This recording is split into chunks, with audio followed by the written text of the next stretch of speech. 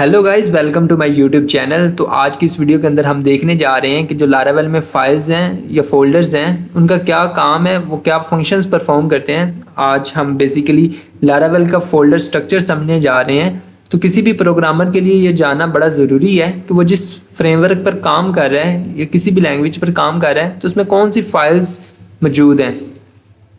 तो इसके लिए सबसे पहले मैं अपने पीसी में जाकर लोकल डिस्क सी में जाता हूँ। यहाँ पर जैम्प और एटीडॉक्स को ओपन करता हूँ।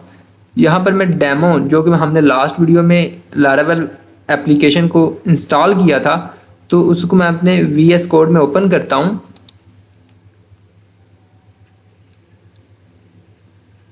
तो जैसा कि आप देख सकते हैं कि हमारे पास पूरा फ्रेमवर्क लारावेल वो ओपन होकर आ चुका है। तो इसमें सबसे पहले हमारे पास ऐप नाम का फोल्डर है जिसमें हमारे पास कंसोल के अंदर एक kernel.php नाम से एक फाइल मौजूद है। तो kernel.php का काम ये है कि जो भी हम कमांड्स कमांड लाइन में यूज़ करते हैं तो यहाँ पर हम पहले उसको डिफ़ाइन करते हैं। जैसे कि कंट्रोलर या मॉडल, और जैसा कि कंट्रोलर और मॉडल बनाने के लिए बाय डिफ़ॉल्ट कमांड्स हमारे पास मौजूद हैं, PHP आर्टिशन मेक कंट्रोलर या PHP आर्टिशन मेक मॉडल। तो ये बाय डिफ़ॉल्ट कमांड्स हैं। इस तरह हम अपनी भी डिफ़ाइन कर सकते हैं किसी काम को, एक्शन को परफॉर्म करने के लिए। तो वो यहाँ पर हम kernel.php के अंदर डिफ़ाइन करते हैं। इसके बाद हमारे पास एक्सेप्शंस नाम के अंदर handler.php के नाम से एक फ़ाइल मौजूद है।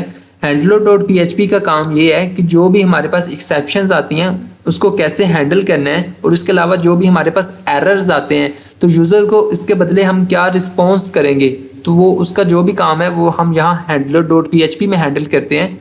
इसके अलावा हमारे पास HTTP एक अहम फोल्डर है जिसके अंदर हमारे पास कंट्रोलर्स नाम का एक फोल्डर है। तो जैसा कि नाम से ही पता लग रहा है कि कंट्रोलर कंट्रोल करता है, तो जो हमारी पूरी लारावेल एप्लीकेशन है उसको हम यहाँ से कंट्रोल करते हैं। कंट्रोलर.php में हम जिस रिक्वेस्ट के बदले क्या चीज़ शो करवाएंगे, क्या रिस्पॉन्स करेंगे, यूज़र्स को क्या शो होगा और वो काम कोई एक्शन कैसे परफॉर्म होगा, तो हम उसकी जो भी कोडिंग वगैरह है वो हम यहाँ पर करते हैं।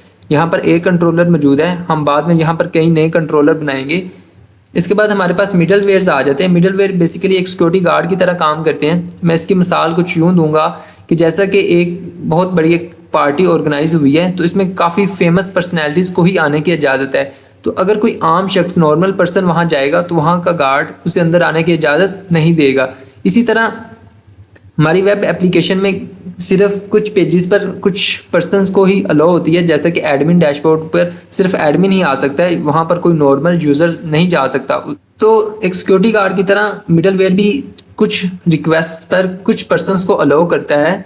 अलबत्ता ये एक नॉर्मल एग्जांपल है।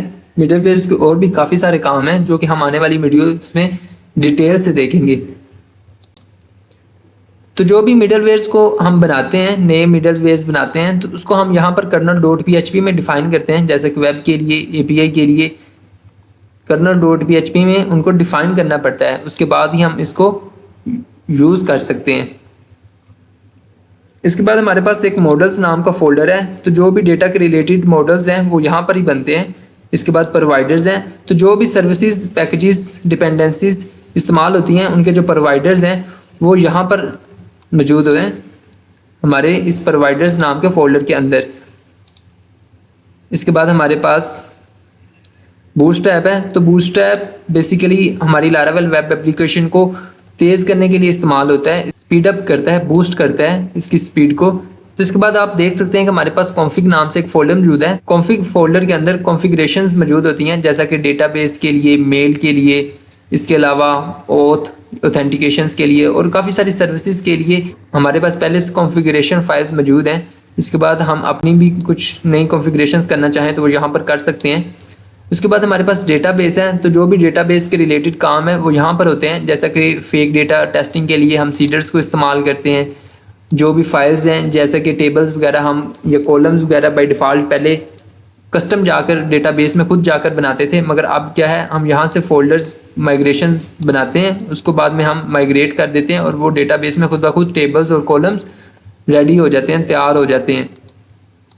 इसी तरह फैक्ट्री है।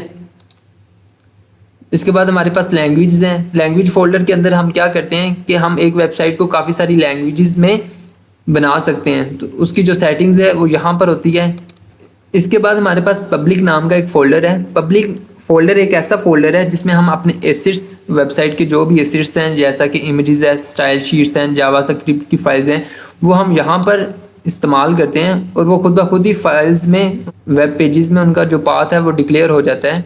इसके बाद हमारे पास रिसोर्सेज हैं। रिसोर्सेज में CSS जावास्क्रिप्ट के बाद हमारे पास एक व्यूज़ नाम का फ़ोल्डर है जिसमें हम जितने भी हमारे वेब पेजेस हैं वो हम यहाँ पर डिफाइन करते हैं, और जो भी हम पेज को बनाते हैं उसके साथ हम .php के साथ .blade.php लिखते हैं।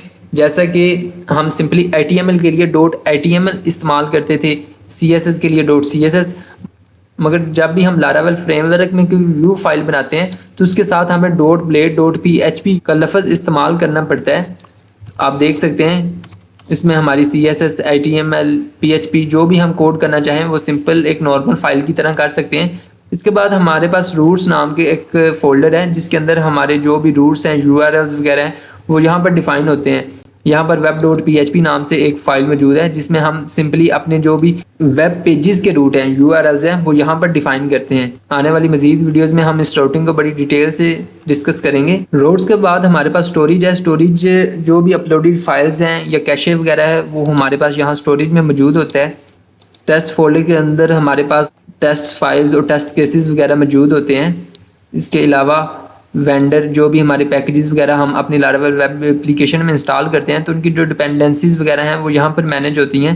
इसके बाद हमारे पास .env एक इम्पोर्टेंट फाइल है। हमारे फोल्डर की जो सेटिंग्स हैं वो यहाँ पर डिफ़ाइन होती हैं। हमारे डेटाबेस का क्या नाम है, क्या रूट है, किस इन्वायरमेंट में वो चल रही है, रन हो रही है, क्या नेम है, क्या URL से वो एक्सेसिबल है।